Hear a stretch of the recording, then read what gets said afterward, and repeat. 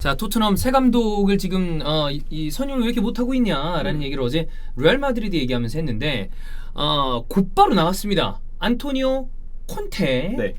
우리가 콘테가 과연 토트넘에 맞을 것인지에 대한 얘기를 잠깐 하긴 했는데 꽤 깊게 딥하게 얘기가 되고 있는 것 같아요. 일단 좋은 감독이라는 건 부정할 수 없습니다.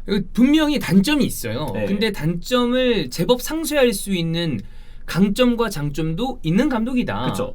일단 토트넘은 트로피가 필요하고 콘테는 항상 가는 곳마다 트로피를 항상 안아왔던 감독이죠. 특히나 리그 우승. 그렇죠. 여러분 콘테에 대한 어떤 그 자세한 장단점은 콘테 얘기하는데 누가 빠질 수가 없겠죠? 그분 네. 곧 오십니다. 네, 오늘 중에 영상 올라오니까 기다려 주시고요. 약간 콘테 한국 대변인 아닌가요? 약간 그런 원래 사실 콘변은 주원이 형이었어요. 아 맞아요. 네. 근데 주원이 형이 한때 그 얘기를 한 적이 있었습니다.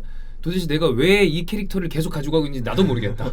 처음에 재미로 시작을 했다가 여기까지 올 수밖에 없었다. 그렇죠. 근데 근데 찬호 형님은 아니니까. 그렇지. 그 이후에 이제 인테르 때문에 콘테를 욕하다가 콘버지를 불렀는데 콘테가 다시 떠나간 그 그림이 됐단 말이에요. 그렇죠.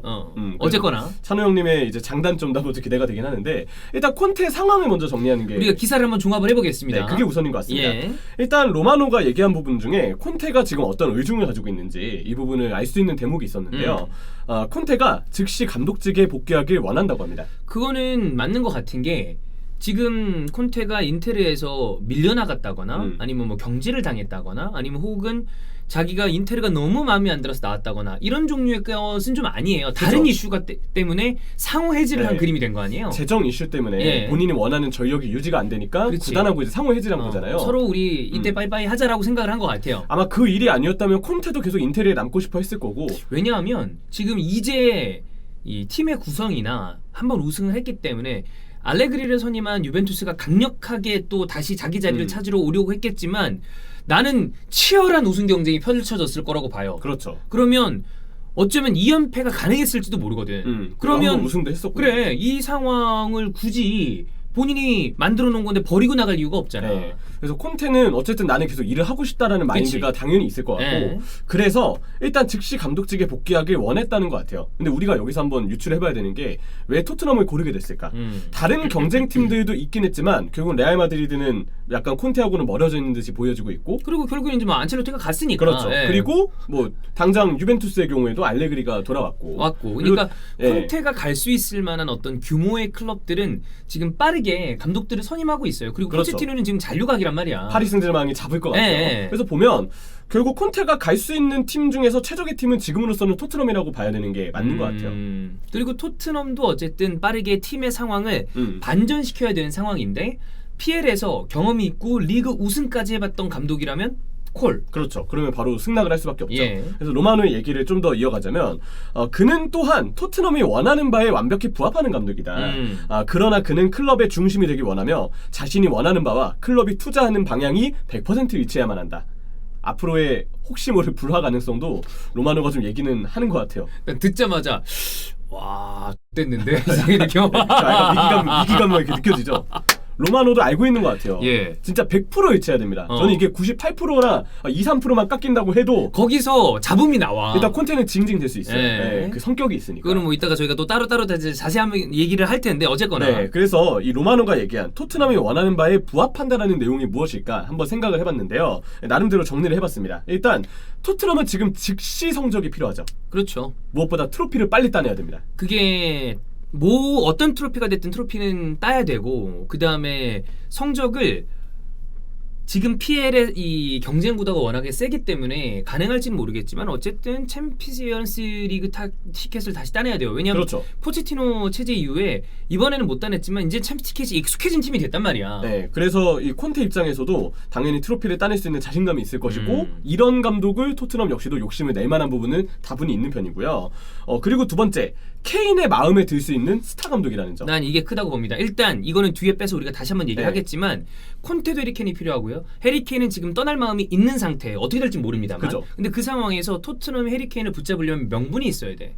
근데 단순히 주급을 올려주는 것만으로는 내가 봤을 때 불가능해 보여요. 그러면 비전을 보여줘야 된단 말이야. 너가 이제 커리어가 뭐 언제까지 갈 거 아니냐. 근데 우리가 이 감독을 데려와서 다시 한번 우승을 시켜볼게 라고 해야 케인이 좀 마음을 바꿀 수도 있는 거 아니야. 그렇죠. 그렇다면 콘테는 내가 보기에는 케인의 마음을 좀 잡을 수 있을 만한 스타일의 감독은 맞다라고 보입니다. 그래서 토트넘도 제시할 수 있는 카드가 생긴 거니까 이 콘테 선임의 욕심을 낼 수 있고 세 번째는 콘테의 단점 중에 하나가 유럽 클럽 대항전에서 약한 게 있잖아요. 근데 지금 토트넘의 상황은 굳이 이 단점이 드러날 이유가 없는 상황입니다. 유럽 안 나가니까. 그렇죠. 유럽 안 나가고. 컨퍼런스는 있어요. 근데 이게 비중은 굉장히 낮게 봐야 되는 내가 거예요. 봐도 그렇게 봐. 네. 뭐 UEFA 개수에 대해서는 신경을 써야 되겠지만 나는 이거는 과감하게 좀 선택과 집중을 할 필요가 네. 있지 않나. 사실 UEFA가 들어가 있는 건 이 대회들은 선택과 집중이라는 어떤 표현이 좀 안 맞을 수도 있어요. 왜냐하면 조별리그부터 챔피언스리그는 굉장히 신경을 쓰지만 당장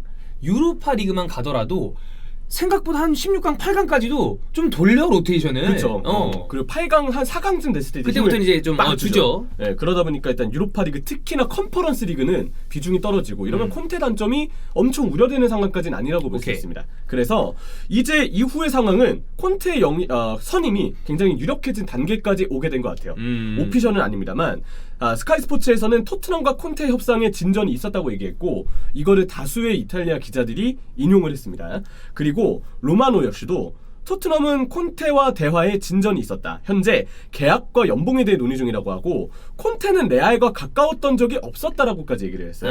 그러니까 레알 마드리드 후보군에 올랐다라는 얘기도 있었지만 실질적으로 깊게 간 적은 없었다라고 보는 것 같네요. 페레즈라든지 아니면 레알의 철학이라든지 이 콘테의 성격이라든지 저는 이런 뉴스가 나오기를 바라는 팬들이 한 팀 더 있을 거라고 봅니다. 어디죠? 에버튼이요. 지금 지금 누누 얘기가 나는 장난인 줄 알았는데 왜 몇 개가 더 나오죠? 안 멈추던데요? 그래서 에버튼 팬들이 굉장히 좀 그 수심에 가득 차 있지 않을까. 그래서 그 누누 산투가 지금 라치오하고도 링크가 있어요. 그럼 라치오 팬들은 또 무슨 죄야? 라치오 팬들은 짜증이 나겠지만 에버튼 팬분들은 그래 이거지 약간 이렇게 응원을 하게 되는 지금 상황이 사람들이 약간 기피하고 있어. 누구든 기피하고 있어. 나 이런 폭탄 던지기류 감독은 진짜 오랜만에 보는 것 같아요. 이렇게 링크 뜰 때마다 뭐야 이렇게 하는 게 약간 폭탄 돌리기급 아니 느낌의 사실 감독이 아닌가. 콘테도 이 인텔에서 그 다음에 또 그 팀을 옮길 때마다 약간씩 미스도 있었고 단점이 있지만 콘테가 온다는 데 있어서 절대 오면 안 됩니다라고 얘기하는 팬들은 많지는 않아요. 그렇죠. 레알 마드리드 링크가 났을 때도 저 사람이 길게 가면 문제가 있는 사람이지만 단기적으로 팀의 기강을 잡을 수 있지 않냐라고 장점을 얘기하는 분들이 많았단 말이야. 근데 누누는 대다수가 안 돼. 한 90% 오지마. 약간 이런 느낌이야. 근데 누누도 표면적으로 보면 리그 순위가 울브스에서 나쁘진 않았잖아요. 완전 나쁘진 않았지. 마지막 시즌 근데도 빼고. 이렇게 막 사람들이 기피하는 거 보면 눈은 좀 잘 알려져서 다행입니다. 이게 진짜 잘못 포장돼가지고 알려졌으면 괜한 피해자들이 생겼을 수 있는데 내가 그런 의미에서 사실 로베르토 마르티네즈를 얘기한 거예요. 위건에서의 그 생존왕의 이미지 때문에 이 사람이 그간 굉장히 에버튼에서도 그렇고 안 좋았던 게 약간 가려지는 느낌이 있어. 에버튼에서 불화도 참 많았고 근데 이미 지금은 내가 봤을 때 많은 분들이 알고 계세요. 그렇죠. 수비도가 그때 못 잡았었고 문제가 좀 있는 감독 유형이 있죠. 어쨌거나 그래서 로마노도 이 얘기를 했고 디마르지오는 토트넘과 콘테 연봉 입장 차가 있다. 이 300만 유로 정도라고 하고요. 협상을 계속 진행 중이며 합의를 위해 노력 중이다. 또한 토트넘은 파라티치도 함께 디렉터로 데려오려고 한다. 파라티치는 딱 직전 유벤투스 단장이었죠. 맞아요. 올 시즌 이제 새 시즌을 준비하면서 이번 여름에 유벤투스를 떠나는 걸로 확정이 됐는데 저는 뭐 궁합이 잘 맞을 수 있는, 그러니까 인텔에서는 마로타랑 같이 함께했단 말이야. 그렇죠. 근데 유능한 디렉터가 같이 영입이 되는 거는 어느 팀에서든 반길 일이니까 잉글랜드 무대에서 어떨지는 모르겠지만 나는 온다면 중요한 건 그겁니다. 만약에 어쨌든 이 감독을 데리고 온다라고 쳤을 때 그러면 이 사람의 요구 조건을 팀이 완전 휘청휘청거릴 정도만 아니라면 웬만하면 들어주는 게 좋다고 봐요. 그렇죠. 일단 믿고 가자라고 생각한다면. 그리고 일단 파라티치가 와서 진짜 디렉터 역할을 해주면 기존 디렉터였던 히체는 아웃이 유력해지겠죠. 그렇죠. 아니면 원래 그 전에 보직이었던 스카우터 팀장직으로 돌아갈 수도 있고. 근데 한번 디렉터를 경험한 사람이 다른 사람이 다시 자신의 영향을 가져가면서 역할이 제한되게 되면 나갈 가능성이 좀 클 거예요. 일반적으로 나가죠. 그렇죠. 일반적으로 나갑니다. 그래서 일단 히첸의 성과가 너무 없었기 때문에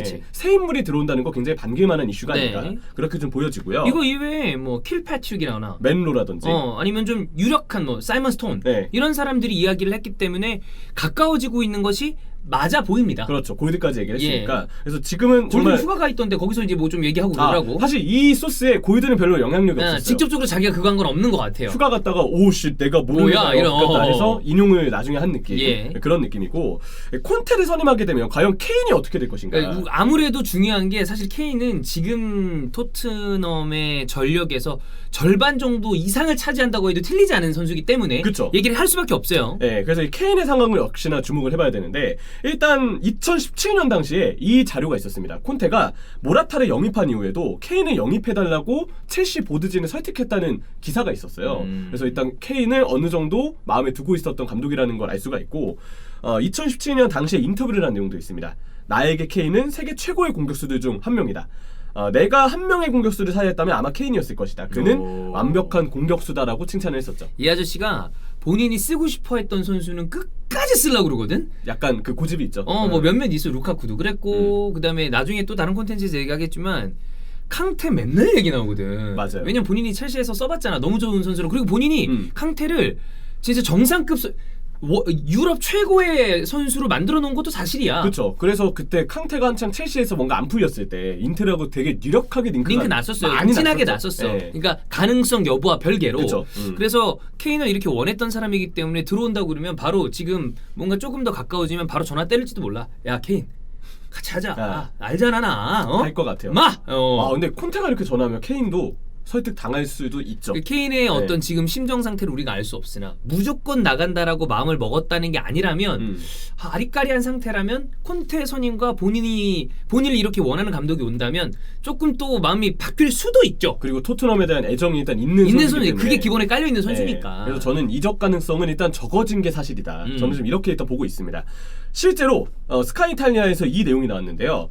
콘테는 해리 케인을 절대 판매하지 말 것을 요구했다. 요거 조금 걸었겠지. 네, 사실상 이거는 진짜 조건이죠. 그리고 맨로의 경우에도 레비는 콘테에게 케인을 잔류시킬 거라 말할 준비가 되어 있다.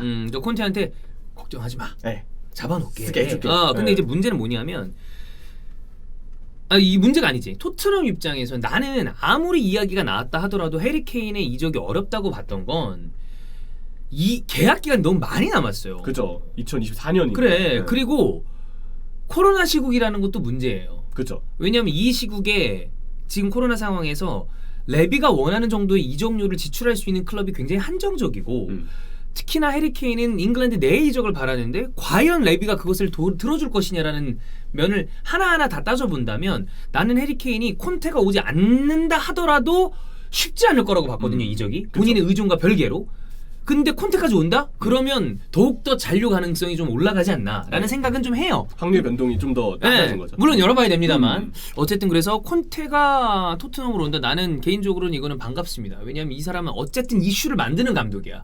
그리고 우리 채널과도 여러 가지 이미 캐릭터가 잡혀있는 사람이고 찬우 형님도 그렇고 그게 토트넘이다? 네. 그렇다면 이거는 개꿀이다. 손흥민을 어쨌든 잘 쓸 수도 있겠다는 생각도 들긴 하거든요. 왜냐하면 또 윙포워드를 아자르 같은 케이스를 아주 좀 잘 만들어놨던 그런 감독이기도 하고 그리고 나는 개인적으로 토트넘 팬들이 콘테 정도라면 오케이 라고 할 거라고 봐요. 명성이 있으니까. 네, 그런 부분에 대해서 또 우리가 뒤에 쭉 한번 얘기를 해보겠습니다만 어쨌든 아주 재미있는 그림이다. 자 그러면 우리가 그걸 생각을 해봐야 됩니다.